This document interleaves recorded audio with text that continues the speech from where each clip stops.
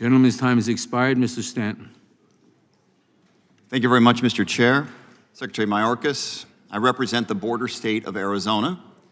As a former state deputy attorney general and a longtime elected official in the state of Arizona, I understand the border and its complexities very well, as do Arizonans.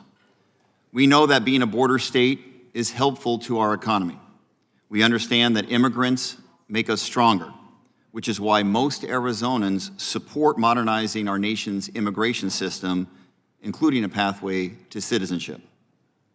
But we also know that our border must be secure. And if it isn't secure, there are real consequences that Arizonans pay the price for. Opioids and other drugs come across and wreak havoc on our communities. Cartels and traffickers can extort and smuggle migrants in abhorrent conditions across our dangerous deserts, sometimes killing them.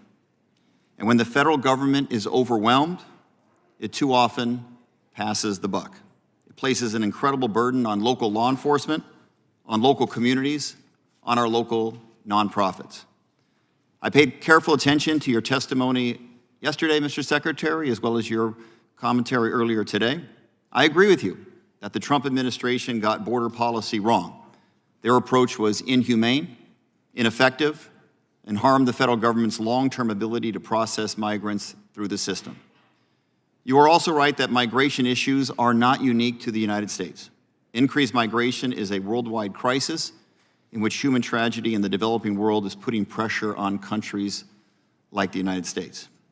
This administration did not create the problem, but managing it effectively is your responsibility. And what was outlined in the memo you released on Tuesday, just a couple days before today's hearing, is not at all sufficient to handle what will come our way once Title 42 restrictions are lifted. Those on the ground in Arizona know that the entire chain, starting with the Border Patrol and ICE to local law enforcement, nonprofit refugee centers, even our international airport in Phoenix, is already overwhelmed. Just yesterday, I met with a local Arizona mayor who has been seeking assistance from DHS for months so that his community can be prepared to deliver necessary services. He told me that today they're processing about 300 migrants per day through a local nonprofit, but they've been told by the federal law enforcement to expect that the number to jump to 1,000 per day by this summer. They've been telling your department that at this time, they're not ready. And when migrants can't get help at a nonprofit, where will they go, Mr. Secretary? Putting more pressure on a system that can't handle it carries a significant risk of creating a full-scale humanitarian crisis on American soil, for which the White House and your department will be solely responsible. No person who cares about migrants should want that. It's clear to me that the federal government is not prepared, not even close. One example, your memo acknowledges that even with Title 42 restrictions in place, Customs and Border Patrol was so overwhelmed in just 2 months ago that it had to increase in its numbers of agents deployed along the southwest border by more than 600. You proposed adding a few hundred more. But Mr. Secretary, no thinking person believes that modest staffing improvements will put the federal government in a position to handle triple the number of crossings. Not a chance. So I have a long list of questions for you, and I know that we won't get all of them here today. I will be following up in writing, but let me get through as many as I can in the short time left. Phoenix Sky Harbor Airport is one of the busiest in America, and since January, airport staff has been even busier taking on duties that they shouldn't be asked to, assisting migrants in making travel plans. Leaders at the airport have told me that up to 600 migrants who have been released by CBP and ICE custody are dropped at the airport every day. At the busiest times of the day, most are not ready to travel.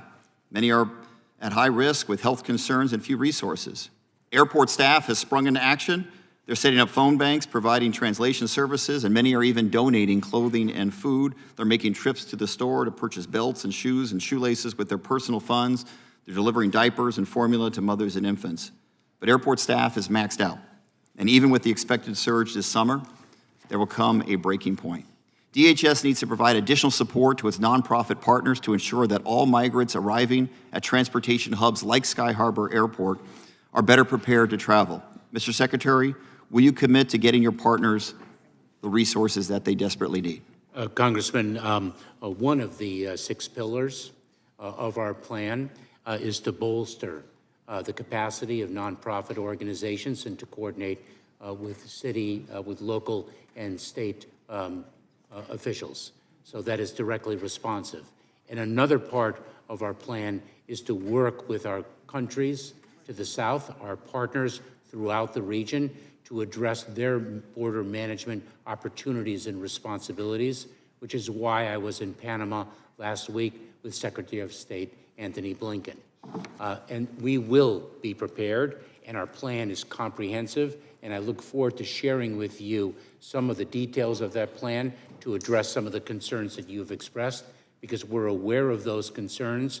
We've been planning against those concerns for months. Gentleman's time has expired. Ms. Sparts?